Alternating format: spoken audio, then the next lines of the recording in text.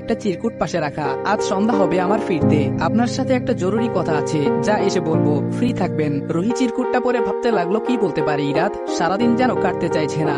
বুয়াও কাজ শেষ করে তাড়াতাড়ি চলে গেছে। দুপুরের সময় সুরাইয়া দাদু আসলো। রুহি মাত্র গোসল করে নামাজ পড়ে উঠেছে। এমন সময় গেটে নক পড়তেই দেখে দাদু এসেছেন। রুহি বলল, আসসালামু আলাইকুম দাদু, ভেতরে আসুন।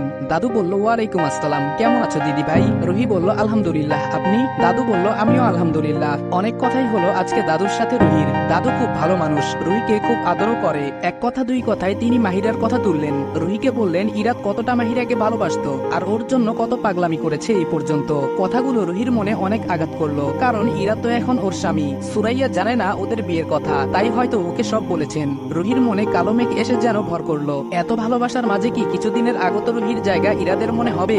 ইরাদ কি ওকে মেনে নিবে? সবটা চিন্তায় যেন ওকে কুরে কুরে খাচ্ছে। প্রায় সন্ধ্যা হয়ে গেছে।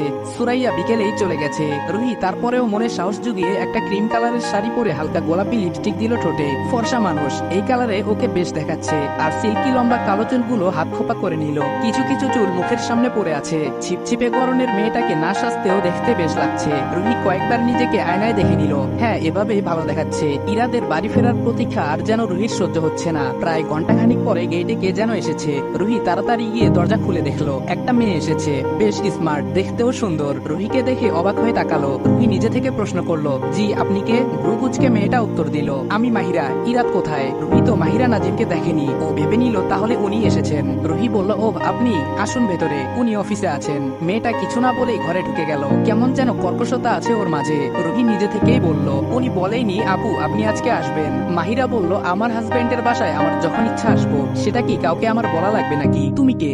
এমন সময় মাহিরার ফোন বেজে ওঠে। রুহির মাথায় যেন আকাশ ভেঙে পড়েছে একদম। এটা লয়ার মাহিরা নাজিম না, এটা ইরাদের প্রাক্তন স্ত্রী মাহিরা। মেয়েটা ফোন রিসিভ করতে করতে হেঁটে সোজা ইরাদের বেডরুমে চলে গেল। রুহির বুক ফেটে কান্না আসছে। ও কি এটা স্বপ্ন দেখছে নাকি সত্যি? ইরাদ কলিং বেলে চাপ দিতে যাবে, তখনই দেখলো দরজা খোলা। খানিকটা অবাক হলো এমন দেখে। ভেতরে ঢুকে দরজা লাগিয়ে রুহির ঘরে গিয়ে দেখে রুহি ওয়ালে হেলান দিয়ে দাঁড়িয়ে আছে। কেমন যেন চেহারাটা শুকনা লাগছে। ইরাদের বুক কেঁপে ওঠে। হাতে কয়েকটি শপিং ব্যাগ ছিল, ওগুলো মাটিতে ফেলেই ও রুহিকে জিজ্ঞেস করলো, কি হয়েছে আপনার? শরীর খারাপ? রুহি বলল, মাহিরা এসেছে। ইরাদ বলল, কে? রুহি বলল, আপনার প্রাক্তন স্ত্রী, সে আপনার বেডরুমে এখন। কথাটা শুনে ইরাদ হতভম্ব হয়ে যায় এবং সাথে সাথে ওর ঘরের দিকে পা বাড়ায়। রুহি যেখানে দাঁড়িয়ে ছিল সেখানেই ঠায় দাঁড়িয়ে রইল। ইরাদ ওর সাথে আর কোনো কথা না বলে মাহিরার কাছে চলে গেল।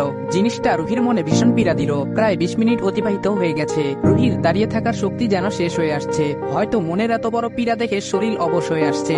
রুহি আস্তে করে মাটিতে বসে পড়লো। হঠাৎ করে ব্যাগের দিকে চোখ গেল। একটা বক্স দেখা যাচ্ছে, ভীষণ সুন্দর কারুকার্য করা। রুহি সেটা খুলে দেখলো। ভেতরে একটা লাল টকটকে শাড়ি, সাথে একটা চিরকুট লেখা, কোনোদিন বাবা হতে না পারার পীড়া আমার মনেও অনেক আঘাত এনেছে, কিন্তু এত কিছু হওয়ার পরেও আমাকে গ্রহণ করার জন্য অনেক ধন্যবাদ। অনেক বেশি ভালোবাসি তোমাকে প্রিয়তমা। ইতি তোমার ইরাদ। রুহির কান্না এবার বেড়ে গেল। চোখের পানি এখন আর কোনো বাধা মানছে না। তাহলে কি এই খবর ইরাদকে দিতে চেয়েছিল?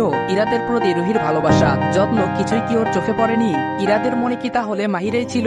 না, তারপরেও রুহি একবার ইরাদকে জিজ্ঞেস করবে। এভাবে তো হতে পারে না। রুহি তো ইরাদের বিয়ে করা বউ। প্রাক্তন স্ত্রীকে এভাবে এনে কি আসলেই ইরাদ সুখী হতে পারবে? এতগুলো দিনেও কি ও রুহিকে ভালোবাসেনি? অনেকগুলো কথাই তো মাথায় ঘুরছে। কিন্তু ইরাদকেও এত কিছুই জিজ্ঞেস করবে না। শুধু জিজ্ঞেস করবে ও কি রুহিকে ছেড়ে দিতে চায় কিনা।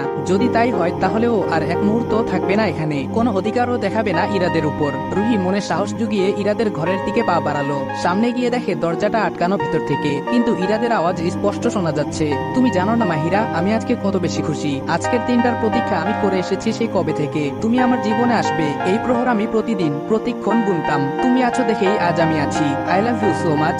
কথাগুলো রুহির কানে যেন সূচের মতো বিচ্ছিল। যে ভয়টা পেয়েছিল সেটাই তাহলে সত্যি হলো। ইরাদ মাহিরাকে ভালোবাসে, তাহলে রুহির এখানে আর থাকার কোনো অর্থই হয় না। ইরাদের জীবনে ও কোনো ধরনের সমস্যা তৈরি করতে চায় না। রাত প্রায় 10:30 বাজে। রুহি ছোট একটি চিরকুট লিখলো ইরাদের জন্য।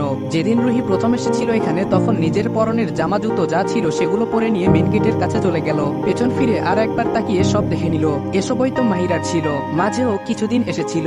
আজ আবার বিদায়ের পালা চলে আসলো। চোখ মুছতে মুছতে রুহি বের হয়ে গেল অজানা এক গন্তব্যে। ইরাদ বাসায় ঢুকে যখন শুনতে পেল মাহিরা এসেছে, কিছু মুহূর্তের জন্য ওর মাথা কাজ করা বন্ধ করে দিল।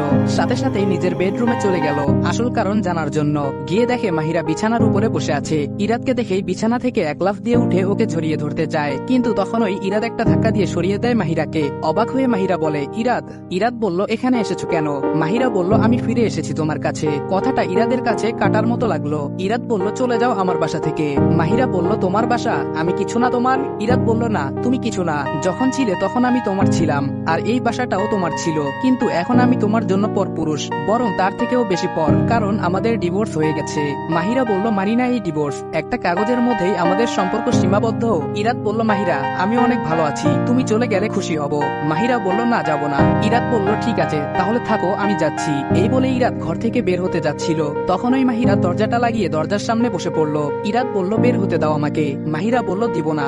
এই মেয়ের সাথে কোনো উচ্চবাচ্য করবে না ইরাদ, কারণ এর সাথে কথা বলার কোনো ইচ্ছে ওর নেই। কি অদ্ভুত জীবন। এইরকম একটা সময়ের কতই না প্রতীক্ষা ছিল ইরাদের।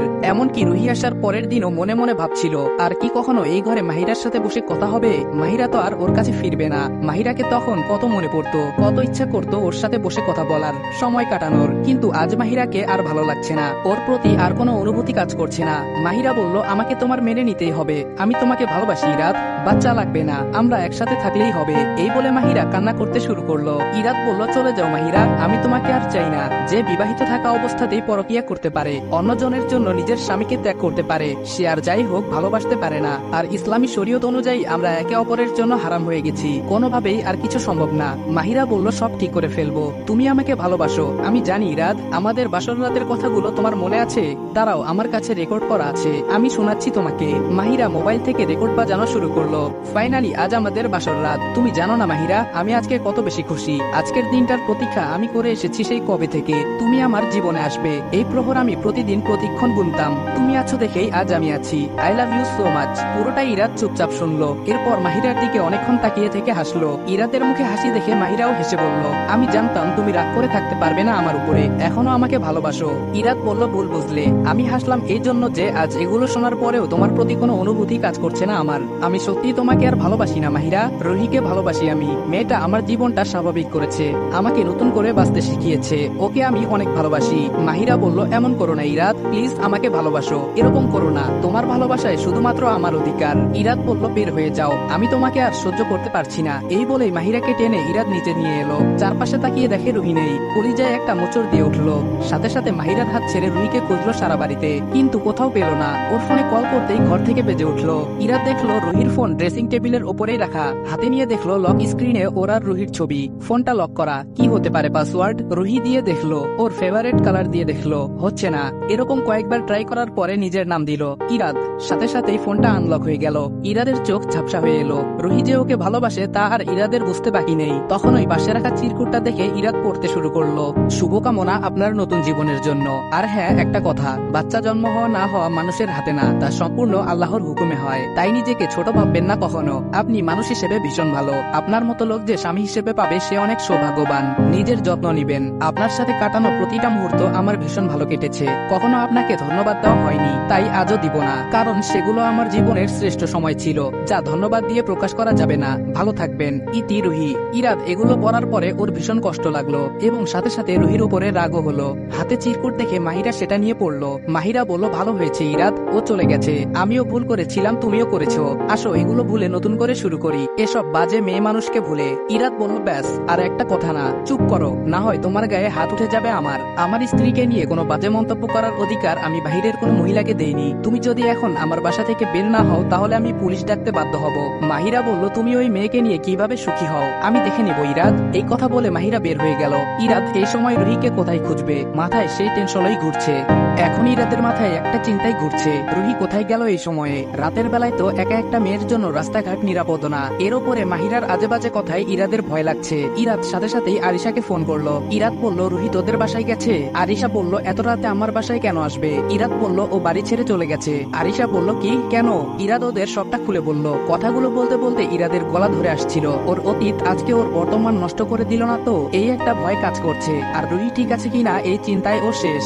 সুরাইয়া দাদুকেও ইরাদ আজকের ঘটনা জানালো ফোন করে, কিন্তু ইরাদ জানে না মাহিরা ওর বাসায় না গিয়ে এখন সুরাইয়ার বাসায় বসে আছে। মাহিরা খুব জেদি ধরনের, ওর যেটা চাই সেটা হাসিল করার জন্য সবকিছুই করতে পারে। এই স্বভাবটা কতটা ক্ষতিকর হতে পারে তা ওর ধারণাতে নেই। ওকে সুরাইয়া অনেক বোঝালো যেন নিজের বাসায় চলে যায়, তবে মাহিরা যে ওনার কথা শুনবে না তা আব্দুল্লাহ ভালোই বুঝতে পেরেছেন, তাই সুরাইয়াকে বলছেন, ও থাকুক, আসো আমরা একটু দেখে আসি। তারাও কিছুক্ষণের ভেতরে বাসায় আসলেন। ইতোমধ্যে পিয়াল আরিশাও চলে এসেছে। সুরাইয়া আর আব্দুল্লাহ ওদের বিয়ের ব্যাপারে কিছুই জানতেন না, আরিশার থেকে সবটা জেনে নিলেন। পিয়াল বলল, আরিশা তুমি থাকো, আমি আর ইরাত বের হই ভাবিকে খুঁজতে। আরিশা বলল, হ্যাঁ যাও।